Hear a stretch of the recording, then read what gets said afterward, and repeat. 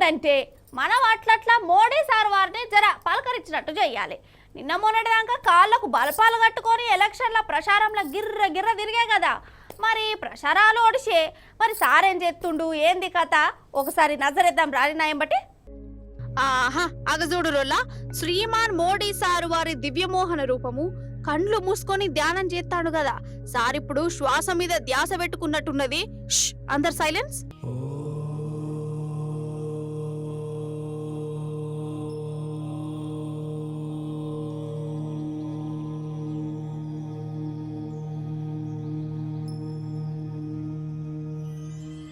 అయితే ప్రచారాలు ఒడిచినాయి కదా, ఇక మోడీ సారు బేస్తారని సంది ధ్యానంలో ఉన్నాడుల్లా. పొద్మికంగా పావుదాకు వేడిట్ సంది ఇట్లా కూర్చున్నాడు. అది కూడా తమిళనాడు రాష్ట్రం కన్యాకుమారికి పోయి ధ్యానం చేస్తుండోల్లా. ఇట్లా సారు 45 గంటలు చేస్తాడట. ఈ 45 గంటలల్లా మోడీ సార్ ఎవరితోనూ కూడా మాట ముచ్చట అనేదే పెట్టాడు. ఇక కడుపుకు కూడా ఏం తినడోల్లా.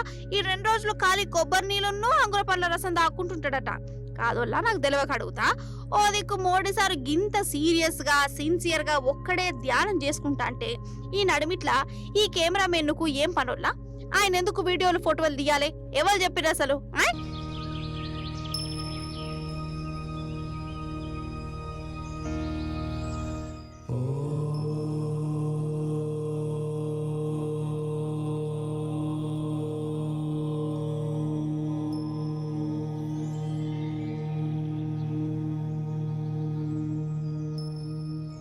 అన్నట్టు మోడీ సారు ధ్యానంలో కూస్తునే ముందు కన్యాకుమారిలో ఒక రౌండ్ వేసిండు. గుళ్ళకు పోయిండు. పడవల అట్లట్లా పోయి వివేకానంద స్వామి విగ్రహాన్ని దర్శనం చేసుకున్నాడు. ఇక సార్ ఎంబడి ఎవరన్నా ఉన్నారో లేరో నాకైతే ఎవరలే గాని ఈ వీడియోగ్రాఫర్ అయితే సార్ ఎటు పోతే అటు పోయిండుల్లా.